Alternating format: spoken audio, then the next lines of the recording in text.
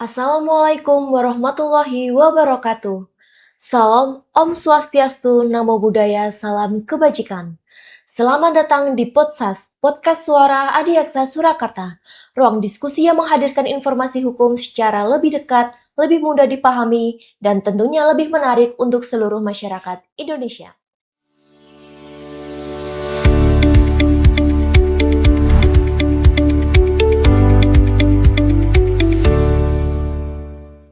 Saya Indah Kusni yang akan menemani perbincangan kita pada episode kali ini. Nah, Sobat Kejaksaan, pernahkah Anda melihat informasi mengenai lelang barang rampasan negara? Atau mungkin pernah mendengar istilah rubasan, tetapi belum benar-benar memahami apa fungsi dan perannya? Banyak masyarakat yang masih mengira barang rampasan negara itu langsung dimusnahkan atau bahkan tidak tahu bagaimana proses pengelolaannya hingga akhirnya dapat dilelang secara terbuka kepada masyarakat. Padahal, di balik proses tersebut terdapat mekanisme hukum yang sangat ketat, transparan, dan akuntabel. Hari ini, kita akan mengupas tuntas semuanya bersama narasumber yang sangat kompeten. Terima kasih Bapak yang sudah berkenan hadir pada podcast Kejaksaan pada hari ini. Sebelum kita masuk pembahasan, izinkan para penonton podcast untuk mengenal Bapak terlebih dahulu. Silahkan Bapak untuk memperkenalkan diri. Baik, Mbak Ida, terima kasih. Assalamualaikum warahmatullahi wabarakatuh. Perkenalkan Waalaikumsalam. saya Adi Hidayah, petugas aset dan barang bukti di Kejaksaan Negeri Surakarta. Saya perkenalkan, nama saya Arif, juga sama seperti Mas Adeng dari petugas aset dan barang bukti. Baik Bapak, Pak Adeng dan Pak Arif, terima kasih telah memperkenalkan diri. Sebelum membahas lelang, sebenarnya apa sih Pak yang dimaksud dengan rubasan? Baik, rubasan merupakan rumah penyimpanan benda sitaan negara yang awal lahirnya berdiri di Kementerian Hukum dan HAM, tepatnya di bawah Direktorat Jenderal Pemasyarakatan. Kenapa rubasan ada? Itu bertujuan untuk mengelola barang sitaan yang selama ini belum diatur di lembaga manapun. Jadi barang-barang yang disita itu diharapkan itu nilai ekonomisnya tetap dan tidak berkurang sampai nanti putusan pengadilan keluar. Gitu. Baik Bapak, lalu Pak Arif, apa sih perbedaan benda sitaan dengan barang rampasan negara? Baik Mbak Indah, perbedaannya itu terletak pada status hukumnya. Jadi kalau benda sitaan itu adalah barang yang disita selama proses penyidikan, penuntutan, atau persidangan sebagai alat pembuktian. Sedangkan barang rampasan negara adalah barang yang berdasarkan putusan pengadilan yang telah berkekuatan hukum tetap atau inkrah dinyatakan dirampas untuk negara. Jadi tidak semua barang sitaan itu menjadi barang rampasan. Ada yang dikembalikan dan sebagainya. Barang dirampas buat negara itu juga ada terbagi dua loh. Ada yang dirampas buat dilelang untuk negara dan ada yang dirampas untuk dimusnahkan. Nah, biasanya kalau udah dilelang buat negara jadi bisa sumber pendapatan untuk negara. Jenis barang apa aja yang biasanya disimpan di rubasan itu Pak? Beragam ya Mbak ya, itu barang sitaan atau barang rampasan yang ada itu, terutama di Solo ya, di Surakarta, itu mulai dari kendaraan bermotor, misalkan mobil, ada truk juga, sepeda motor, ada barang-barang dari cukai, misalkan rokok ilegal, itu juga ada, dan tanah bangunan juga ada juga berbentuk perhiasan, uang tunai, itu ada juga. Lalu Pak, apa peran kejaksaan terhadap barang rampasan negara itu? Ya, di sini peran kejaksaan itu penting sekali Mbak ya. Jadi setelah barang rampasan itu ingkrah, misalkan dilelang atau dimusnahkan, nah disitulah peran jaksa eksekutor untuk mengeksekusi barang rampasan tersebut. Nah sejatinya kalau putusannya keluar, barang rampasan itu harus segera dieksekusi untuk menjaga tadi pemeliharaannya tidak terlalu tinggi, dan nilai ekonomis barangnya itu tidak berkurang.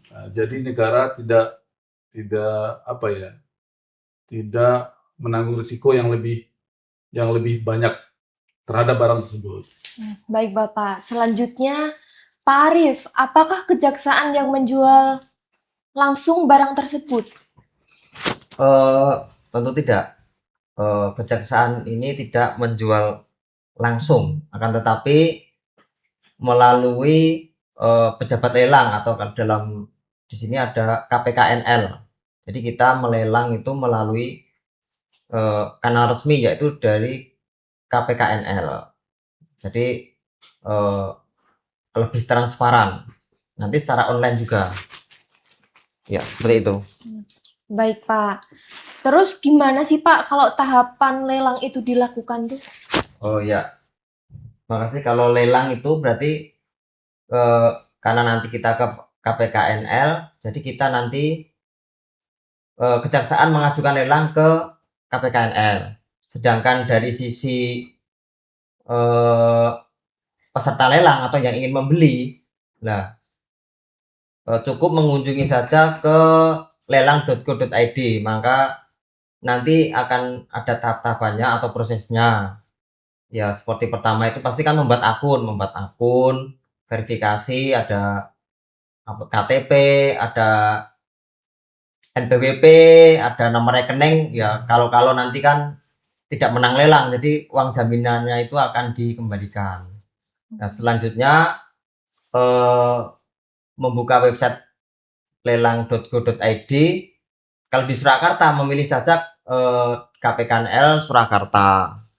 Setelah itu ada lotnya kan, lot lelang, ada barang yang diincar, ada yang diinginkan, misalnya sepeda motor atau mobil.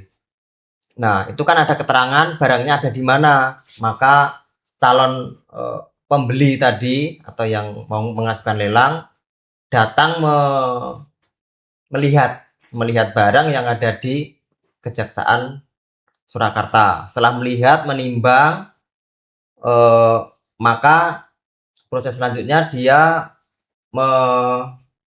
istilahnya menyetor uang jaminan.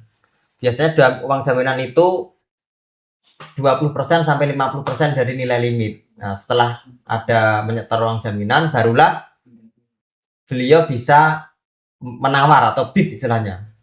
Ada close bid atau open bid, biasanya open bidding, sehingga penawaran dari pihak lain itu tahu, oh sudah menawar sekian, maka kalau berani ya tawarannya lebih tinggi. Nah, setelah itu kalaupun dia kalah, maka uang jaminannya itu 100% kembali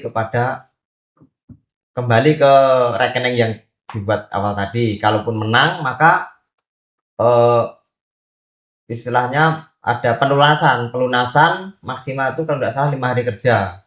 Setelah pelunasan bisalah diambil barang itu lewat pelunasan tersebut. Setelah diambil dan sebagainya, barulah ada KPKNL itu membuat risalah lelang. Risalah lelang itu bisa digunakan untuk nanti istilahnya membuat STNK atau BPKB yang baru, itu bisa dipakai seperti itu. Nah, prosesnya seperti itu, Mbak. Dan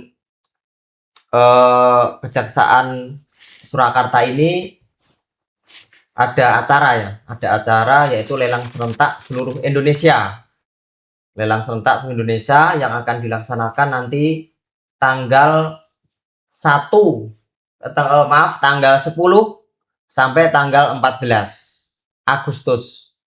Dari Kejaksaan Surakarta mengajukan barangnya itu ada 6 buah sepeda motor dan 16 handphone. Nah, nanti bisa diikuti kalau ada yang berminat, nanti bisa mengikuti di lelang.go.id, pilih saja nanti KPKNL Surakarta. Nah, begitu Mbak Indah. Baik Bapak. Jadi bagaimana masyarakat itu mengetahui adanya lelang, Pak? Masyarakat umum itu mengetahui adanya lelang itu dengan cara mengunjungi websitenya lelang.go.id, atau di depannya kantor KPKNL itu udah ada apa itu pengumuman itu yang mau dilelang banyak di situ kan. KPKNL itu kan eh, istilahnya juru lelang di negara, jadi berbagai lelang dari bank-bank itu juga terpampang di sana, banyak sekali barang-barang yang akan dilelang seperti itu. Oh, Atau baik. juga masyarakat itu bisa mengunjungi media Kejaksaan Surakarta, atau juga bisa di web Badan Pemulihan Aset langsung, itu juga udah barang-barang yang dilelang itu udah tertera di webnya masing-masing. Ya, Baik gitu, Bapak. Jadi bagaimana menjamin proses lelang itu berlangsung transparan, Pak? Nah, Kalau itu. kayak gitu. Kita lelang menjamin transparan tadi dengan cara tidak menjualnya sendiri. Jadi kita melalui istilahnya lembaga lelang yaitu KPKNL. Nah, di KPKNL itu semuanya transparan, dilakukan secara online, bisa diikuti dan juga diawasi oleh masyarakat umum. Dan uangnya pun langsung nanti disetor ke kas negara. Yang dalam hal ini dikelola oleh KPKNL dari Kementerian Keuangan. Seperti itu. Terus Pak, bagaimana jika ada barang yang cepat rusak? Nah, Kalau ya, coba deh. memang ada beberapa barang sitaan ataupun barang rampasan itu yang cepat rusak lah, atau disimpan itu nggak bisa awet.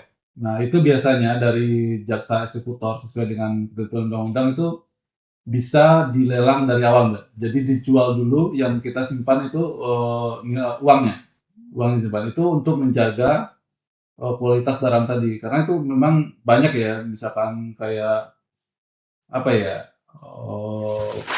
Bahan bakar mungkin, bahan bakar minyak misalkan, atau Garam. atau misalkan pupuk atau garam yang kayak gitu Ya, kan menyusun. menyusut. Nah, jadi untuk menghindarin hal-hal yang tidak diinginkan, jadi di peraturan baru itu kita jaksa itu bisa melelang, jadi yang disimpan uangnya. Jadi itu langkah-langkah kita yang untuk mengatasi barang-barang yang cepat rusak lagi. Begitu, Mbak Indah. Baik Bapak, terima kasih atas informasinya. Jadi ini Pak, apa pesan bagi masyarakat terkait barang sitaan dan barang rampasan ini? Baik. Jadi diharapkan masyarakat itu memahami bahwa setiap barang sitaan maupun barang rampasan itu dikelola melalui mekanisme hukum yang jelas. Nah, tadi tidak ada apa itu semacam stereotip atau stigma dalam masyarakat kan pasti wah barang rampasan atau barang itu mau dipakai sendiri atau diambil part-partnya, kalau sepeda motor diambil aki dan sebagainya. Nah, itu tidak, itu mungkin itu hanya stigma lama. Sebenarnya ya barang-barang itu dikelola dan dipelihara. Dan kalaupun sampai mengikuti tahap lelang pun, lelangnya pun